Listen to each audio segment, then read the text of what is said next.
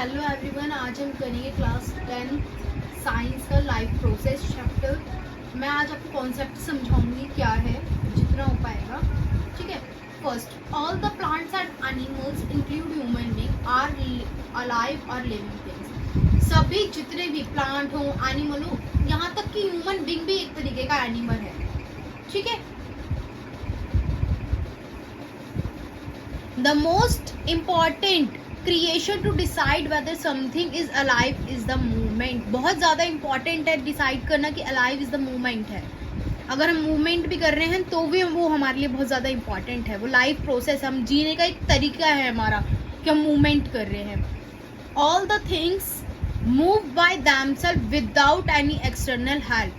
जो living things होती हैं वो अपने आप चल फिर सकती हैं, उन्हें किसी एक्सटर्नल हेल्प की ज़रूरत नहीं होती। ह्यूमन बीइंग है, उसे दूसरे सहारे की ज़रूरत नहीं है। प्लांट है, उसे किसी और के लिए ज़रूरत नहीं है कि वो उगे। ठीक है। वो अपने आप डिपेंडेंट है, उसे एक्सटर्नल हेल्प नहीं चाहिए।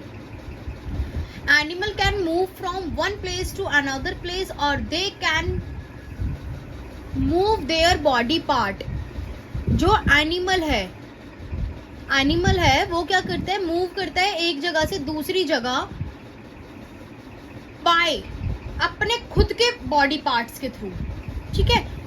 The plants can only move part of their body such as leaf, flower, shoots, root. जो प्लांट है वो ओनली मूव करता है अपने पार्ट से, अपने पार्ट ऑफ बॉडी, जो भी उसके पास है, लीव है, फ्लावर है, शूट है, रूट है, जो भी है वो उसी से। ठीक है जी। अब आती है non living things. Non living things से वो अपने आप कहीं भी जा नहीं सकती। अगर आपके पास टेबल है, मैं बोल दूं आप टेबल, पहले तो ये बताइए टेबल लिविंग थिंग है या नॉन लिविंग? लिविंग थिंग वो है जो अपने आप सांस ले सकती है, जो अपने आप चल फिर सकती है, जो अपना काम कर सकती है। नॉन लिविंग थिंग जिसमें उसका खुद का कोई अर्पण ही नहीं है, उसके अंदर खुद की तो ऑक्सीजन कुछ है ही नहीं। ठीक है। वो क्या हो गया, नॉन लिविंग थिंग। तो not a table is a living thing, this is a non living thing. तो लिविंग थिंग जो होती है वो अपने आप मूव कर सकती है, बट नॉन लिविंग थिंग क्या नहीं कर सकती, मूव नहीं कर सकती। ठीक है। ये मेरे खुद के बनाए नोट्स हैं, अगर आपको कहीं लिखने हैं, क्योंकि पेपर अगर आप पूरा ही पढ़ लो ना, पूरी ये थ्योरी आप समझ लो, तो आप पेपर में क्वेश्चन खुद आंसर खुद कर सकते हो क्वेश्चन का, आपको जरूरत नहीं है। देखिए, the movement over very small scales are invisible to the naked eye. जो मूवमेंट होते हैं बहुत स्मॉल नेक्ड मॉलिक्यूल्स होते हैं, कुछ भी होते हैं जो हमें नहीं दिखाई देते, वो इनविजिबल होते हैं, बट द माइक्रोस्कोप हम उन्हें देख सकते हैं। ठीक है भाई। अब बात आती है लाइफ प्रोसेस। लाइफ प्रोसेस है क्या? एक जीने की प्रक्रिया।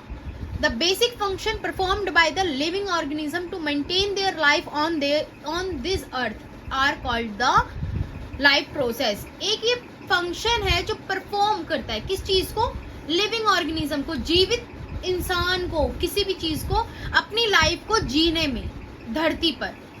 ठीक है। धरती पर अपनी लाइफ को जीने का कोई भी फंक्शन जो परफॉर्म कर रहा है वो होता है लाइफ प्रोसेस। हम यहाँ पे अपनी जिंदगी जी रहे हैं, वो हमारा पूरा फंक्शन क्या है, लाइफ प्रोसेस, जो हम वूम टू टूम चलता है। जैसे न्यूट्रिशन हो एंड रेस्पिरेशन, न्यूट्रिशन दिया, रेस्पिरेशन दिया, ये कंट्रोल कोऑर्डिनेशन एक साथ चलते हैं। कंट्रोल के बिना कोऑर्डिनेशन नहीं हो सकता, कोऑर्डिनेशन के बिना कंट्रोल नहीं हो सकता। सेम न्यूट्रिशन नहीं है तो रेस्पिरेशन कैसे होगा, रेस्पिरेशन नहीं है तो न्यूट्रिशन कैसे होगा? तो बोथ वर द इनिशियल्स। ठीक है। Most important thing, the energy required by an organism come from the food that the organism Yeats. जो एनर्जी मिलती है, रिक्वायर्ड होती है ऑर्गेनिज्म को, वो कहाँ से मिलती है, फूड से। हमारे अंदर अगर हम कुछ भी नहीं खाते या कुछ भी नहीं करते तो हमारे अंदर एनर्जी नहीं आ सकती। इस चीज को आप याद रखें। ठीक है भाई। अब आता है बात न्यूट्रिशन। अब न्यूट्रिशन क्या है? Food is also an organic substance.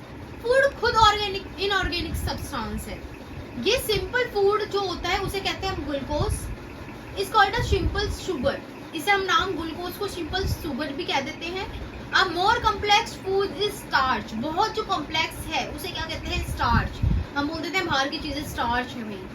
Starch is made from glucose. जो स्टार्च है वो ग्लूकोज से ही बना है कहीं ना कहीं।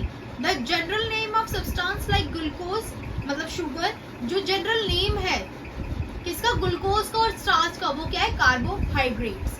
क्या है नाम, कार्बोहाइड्रेट्स। ठीक है, carbohydrate are the most common food for getting energy. Carbohydrates क्या है, हमारे लिए एनर्जी के लिए बहुत जरूरी है।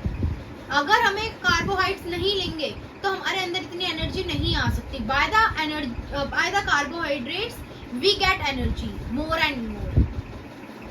ठीक है, अब आते हैं fats and protein are also food. Fats हैं, प्रोटीन्स हैं, वो भी फूड्स ही हैं।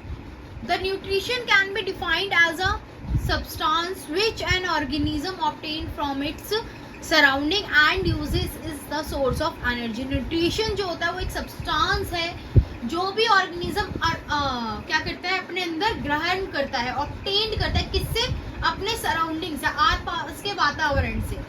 ठीक है, आया समझ। अब बताती हूँ mode of nutrition. Mode of nutrition क्या है, मोड ऑफ न्यूट्रिशन होता है, ये एक मेथड है जिसमें प्रोड्यूस करे जाते हैं फूड या ऑब्टेन्ड करे जाते हैं फूड। जो फूड ऑब्टेन्ड करा जाए ऑर्गेनिज्म के द्वारा, वो दो तरीके से करा जा सकता है। कैसे कैसे, दो मेथड है, autotrophic, heterotrophic. Autotrophic mode of nutrition क्या है, the mode of nutrition, the mode of nutrition 2 type के बता दिए। अब आता है autotrophic mode of nutrition. The word auto, और देखो 2 तरीके से मिलके बना है ये ऑटोट्रॉफी। तो ऑटो का मतलब होता है अपने आप, खुद से, ट्रॉफी न्यूट्रिशन, मतलब अपने आप से न्यूट्रिशन बनाना। ऑटोट्रॉफिक मतलब क्या है, अपने आप से न्यूट्रिशन बनाना। जैसे in which organism makes its food from the simple inorganic material like carbon dioxide, water present in the surrounding। जैसे प्लांट है वो अपना फूड अपने आप बना लेता है, किससे, अपने कार्बन डाइऑक्साइड से, या जो वाटर प्रेजेंट होता है उसके सराउंडिंग में, उससे, उसे किसी और चीज की जरूरत नहीं होती। हाइड्रोट्रॉफिक मोड ऑफ न्यूट्रिशन क्या होता है, द वर्ड हेट्रोस और ट्रॉफी, 2 वर्ड से बना है। ट्रॉफी मतलब आपको पता है न्यूट्रिशन, हेट्रो मतलब अदर, जो अपना फूड बनाए किसी और के द्वारा। ठीक है, जैसे कि in which the organism can not make its food on. अब ह्यूमन बीइंग ही ले लो, वो अपना फूड अपने आप नहीं बना सकता, उसे प्लांट्स की जरूरत है पहले, वो जब ही ले पाएगा, वरना वो अपना फूड अपने आप बना ही नहीं सकता। आया समझ। ठीक है, आज इतना ही, कल मैं इससे आगे बढ़ाऊंगी। Okay, thank you.